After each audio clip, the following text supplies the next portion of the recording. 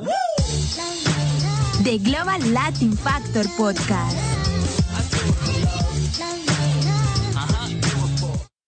The Global Latin Factor Podcast. The Global Latin Factor Podcast. Welcome back to another episode where we bring you everything there is to know about Latino culture. Not only that, but we bring you personalities. We bring you day-to-day people. And eventually we'll get to where we interview people that have done something.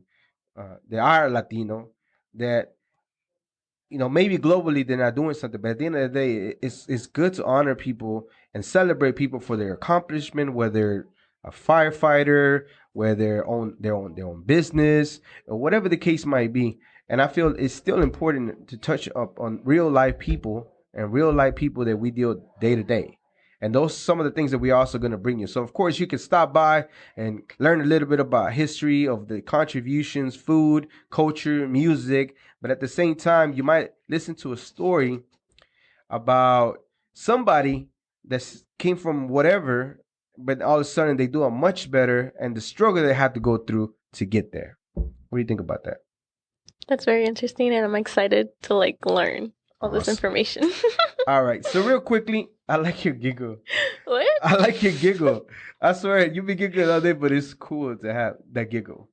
Sometimes it's like a nervous giggle, but sometimes it's like, I don't know what to say after, or I don't want to get all quiet, so I just giggle.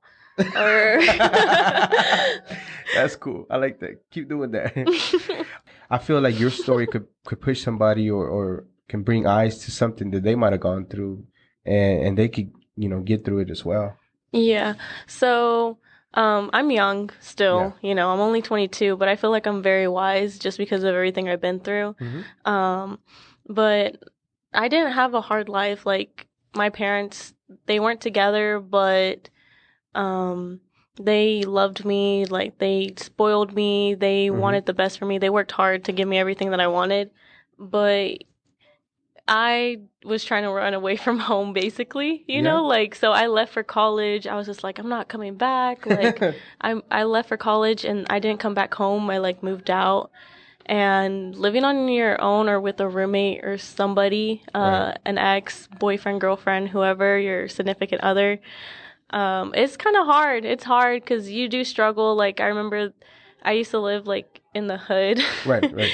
And me and my best friend, she's my ride or die person. She legit saved me. But we used to struggle really bad. I didn't even have enough money to get Jack in the Box tacos, struggle. And exactly. We were trying to find change just to get some Jack in the Box tacos. And I'm the type of person, I'm a kind of proudful person where I won't ask for help. I will not ask for help for anything just because I don't like feeling dumb. That's my biggest, I took a personality test, and on the personalities test, it even told me, I don't like feeling dumb. And so I wouldn't ask for help from my parents or anybody or nothing. I was just why do you feel like you have to put yourself through that? Just because I am a totally different person now than I was back then. Back then, I feel like I had a stick up my butt or something. My energy was off. I had bad energy. Some people said, well, no, not some people. Right. Only one person said that I had a resting bee face, So, I was negative. I didn't want to go out. There was just something about me that was really negative and bad energy. You can't think back to the reason why? Something happened when you were smaller, or just the way that you were at that time? It was just the way that I was. Right. I guess I was trying to be like everybody else. Mm-hmm. And then something just I went through something and it just freaking clicked in my head. So, people have relationships and there's just that one person that gets to you, your ex. Yeah. And it was just that one person that got to me, and he changed my whole world upside down, kind of. In a bad way, y'all had a very toxic relationship. Yes, it was. But now that I went through it, and right after the breakup, I realized it wasn't just him. I don't talk bad on him at all. He's a good person. Mm-hmm. I don't talk bad on him or anything, because it's both ways. It's two people in a relationship. And I messed up in the beginning. Like, I know that now, looking back at everything. Like, I messed up in the beginning, and he was the sweetest person ever to me. And then after I messed up, he just didn't respect me anymore after that. So then that's where it went, like, all downhill, and, cheating and other stuff. But I'm not saying, like, I was the perfect girlfriend. Like, now I know how to be better for, like, a next relationship or whatever. I'm going to treat that person right. Like, I'm going to be loyal. I'm not, like, just treat them right, because you want to treat people how you want to be treated, or you treat people how you want to be treated. And now I know, but I don't talk bad on him or anything. I don't regret any of the decisions that I made with him or what happened in the relationship, just because I learned that it was a life lesson, and it's just a learning experience, and everything happens for a reason. And just letting, like, I have love for him, but I'm not in love with him. Like, he's always going to have a special part of my heart, just because I've only had 2 boyfriends ever my whole life. And he's probably, like, he's the only boyfriend that I ever, like loved. I can actually say that. And he knows it, and he knows that he put me through some tough stuff also. And he probably thinks about it, or, like, regrets it now, but it's just a learning experience. But even through that, like, at the same time, like, now that it's over, even though at that time it felt bad, like, it was real weird. At the same time, you get to feel, and that's what my brother and I were talking about. Like people forget, like, a lot of the times, like, it's not that comfortable. It doesn't feel good. It doesn't feel good. But let it marinate for a little bit, and it's not going to last forever. Yeah, no. It goes away. It does go away, like, for sure. In the beginning, it hurts. Like, I was so emotional. I would cry my eyes out. Like, I would try and do anything to see him, or try to talk to him, or, like, figure out where he's at, and, like, be kind of crazy, But then you got to, like, oh, wait, what am I doing? Like, no, like, I got to move on. I got to do my own thing. I got to figure out who I am. And that's where, like, it all started. Like, where to figure out who you are. Like, I cut my hair, I got tattoos, I went out, I did so much crazy stuff, I traveled, and it just made me have life experiences to, like, learn and figure out who I was and what's the style that I like, because I was trying to be like all the other girls that were trying to be like the basic girls. And it's okay to stand out and be different and dye your hair, get tattoos, like whoever you want to like, and everything's going to be okay. Like, because that's just you. Like, don't listen to anybody else. You be you. Figure out who you are. But because of the experience at this other side, now that you're here, like, it's just totally somebody different, right? Compared to where you were back then. Yes. Like, my best friend, she even told me, she's just like, yeah, you're such a different person now. Like, I remember when I first met you, honestly, I didn't even like you. Like, I thought, yeah, my best friend, like, she so did you were not. Stuck up? Yeah, yes, she thought that, and she thought that I was stupid. Like, she thought I was stupid just because I was really naive also growing up. So you were sheltered? Yes, my mom. No, my mom. My mom sheltered me. My mom is like... That way you were rebelling and cut your hair, right? You're like, here you go, Mom. Take this. Yeah, yes and no. She knew, but it's just my style. Like, growing up and figuring out what I like and stuff. It's just my style, but she does not like it. But yes, it was rebelling. But my mom was super sheltering me, like, hovered, worries so much. Even now that I'm older, she still worries so much. Oh, it's for life. You ain't getting rid of that. Yeah, no. Even if I'm in my 30s and my mom still, I put it to, I'm the oldest, but I act sometimes like I'm like the little one. Like, I act some stupid stuff. Like, dude, no wonder they're concerned. I would be concerned too if you were my kid. I would be like, are you okay, dude? You know what I mean? Like, I know why. And I gave them all the reasons to feel a certain way sometimes because I was the one. Yeah, and it doesn't even make it any better that I have a twin sister. Like, there's 2 of us that she got to worry about. Oh my goodness, yeah, and you have a tattoo, the same arm? Yeah, a tattoo, the same arm, everything. And she don't even like needles. I don't even know how she got a tattoo. Just probably thinking that the pain was going to transfer to you. I guess. All right, so we're going to talk about our next Global Latin Factor. This time I'm going to let Mia tell us a little bit about Marco Antonio Muñiz. Marc Anthony, the singer? Yeah, the singer. Oh, who married J-Lo? What else? Oh, he has like 3 baby mamas. Well, that's 3 including baby mamas. and 5 kids. 6 kids. 6 kids. Oh, I don't even know how he got J-Lo because J-Lo is fine. Like, But you know what his dad told him when he was younger?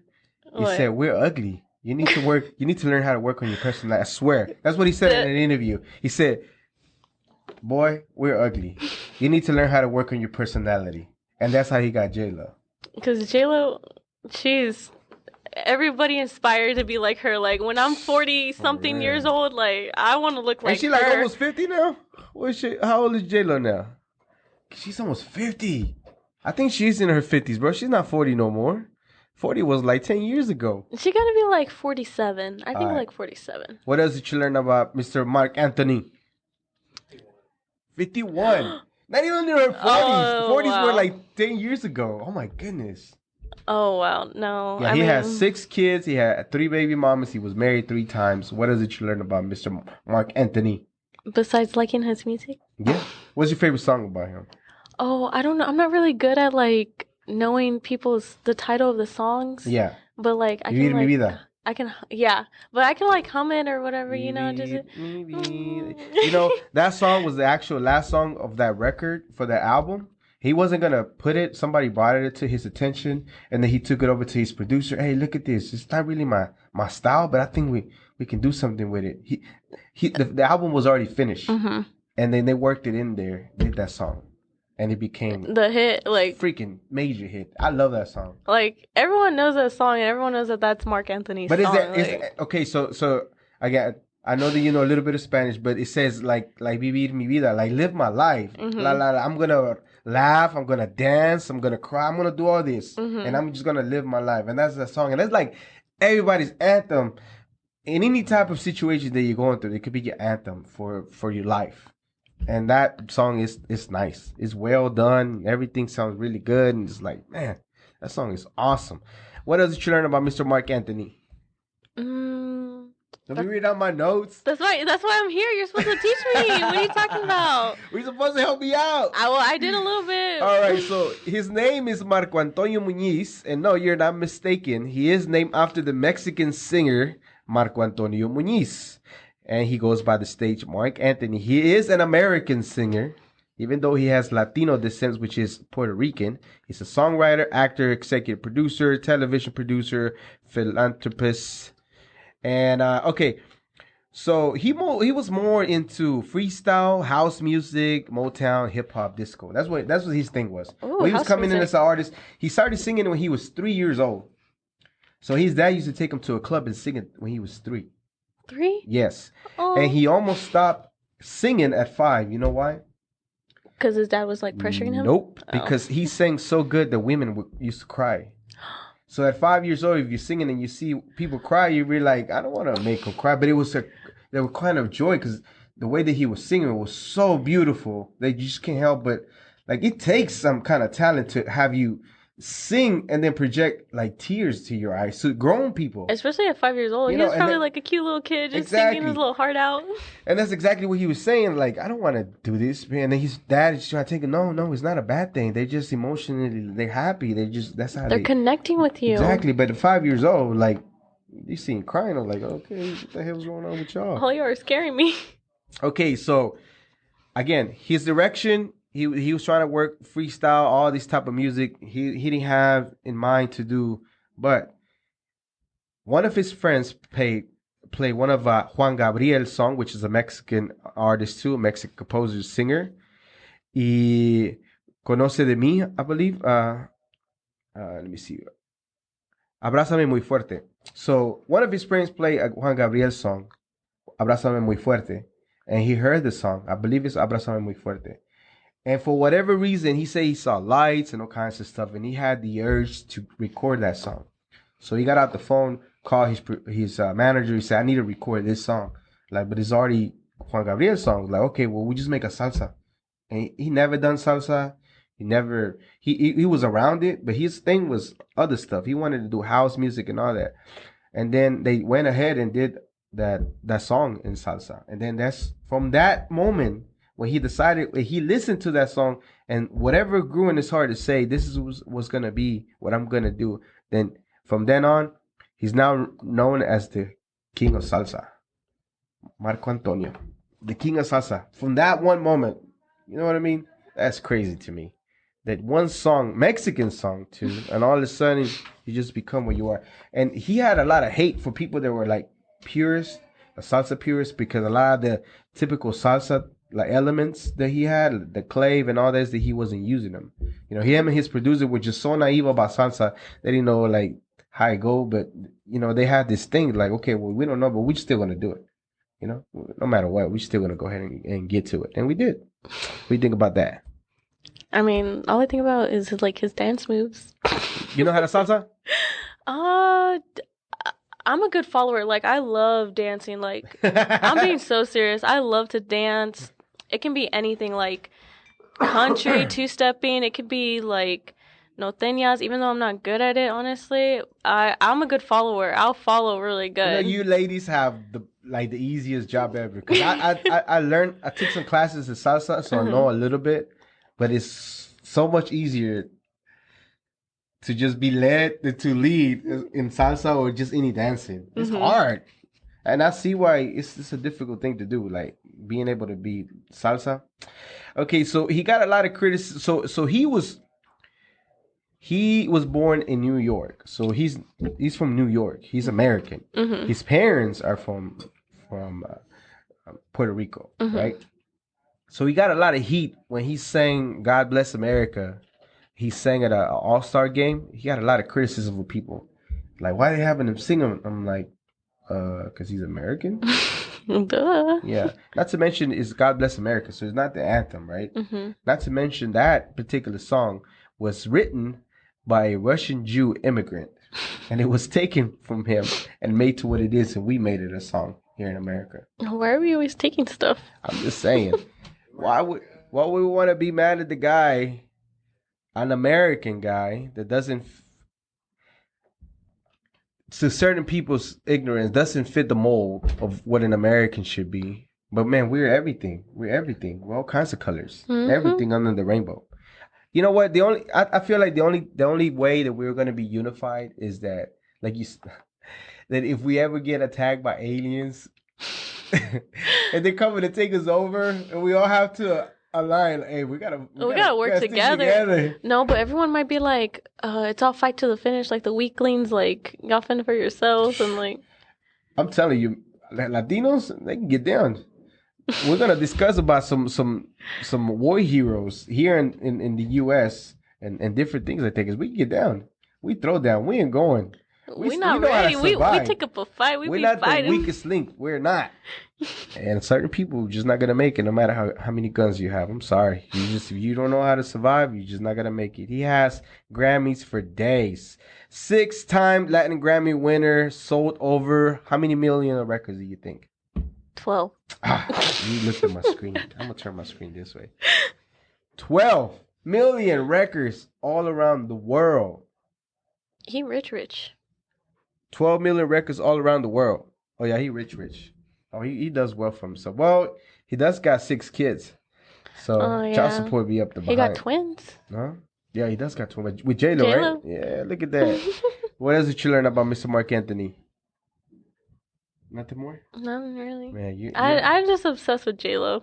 Why? Why is that? We could do her one of these days. Because it's Jenny from the block. What do you mean? But she got her starts by doing Selena. Yeah. No, she was, before Selena, she was on that one show, the Superfly Girls or whatever. Nobody knew her from there. But she was a dancer on there. You haven't seen that movie called Mi Familia? No. Yep, she was in that movie too. Little small thing part that she did. It was it's a story about people, a Mexican family moving into California, migrating over, and she was part of that movie. A small little piece, but it was like, a lot of people like that movie, Mexicans, because they can relate to it. A lot of people passing over. Yeah. And they got a man that is, he's an older man, and his name was El California, because he was there from the beginning. Yeah. It's a cool movie. A song just like popped in my head. Which one? No. What song? What song? California Love? No. Which one? No. No, you gotta say it now. No. Why not?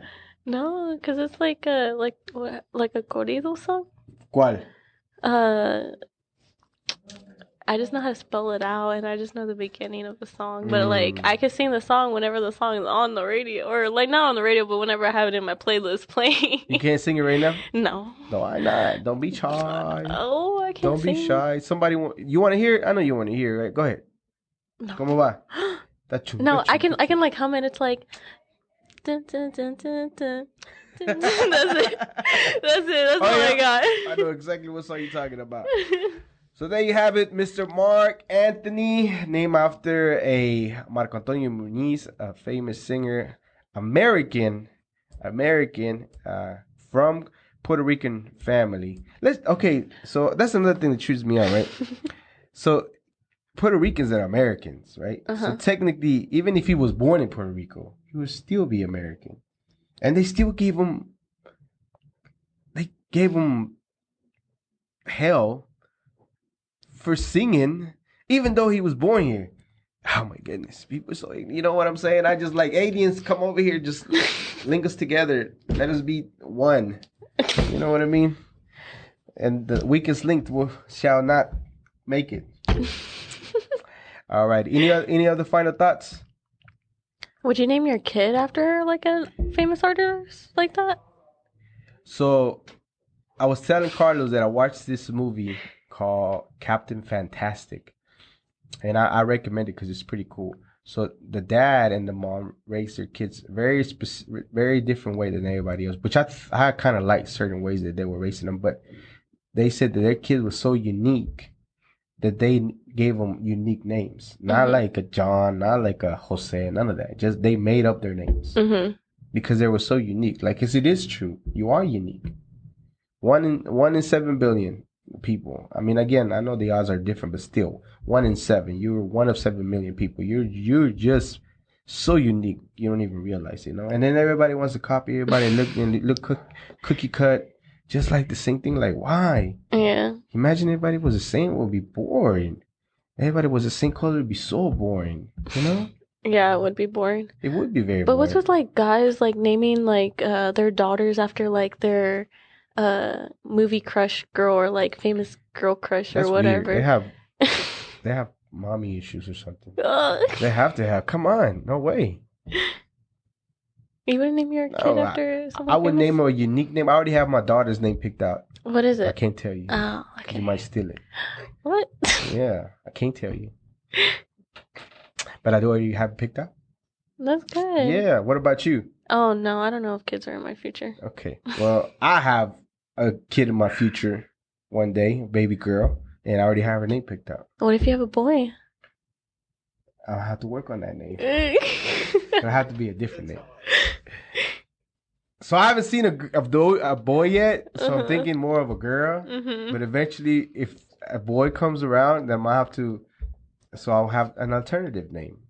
Guys want girls. I mean, yeah, guys want girls, but they low-key want a boy also. I don't know, daddy girl, like, it's just a daddy's girl thing, right? Like, I don't know. All I know is that I'll have a name picked out for a girl for whatever reason. I just know that I have that. Now, I haven't thought of a little boy, so maybe it's not. But if so happen to be, then I will adjust. He won't be nameless. He will be named unique. Not like nothing else. one of a kind. Pamphilo. What? Real strong Mexican name. Oh. All right, this is the Global Latin Factor Podcast. Thank you very much for checking out another episode. Again, follow us on all social media. And we will have the link to some of the merch also on the description of certain items.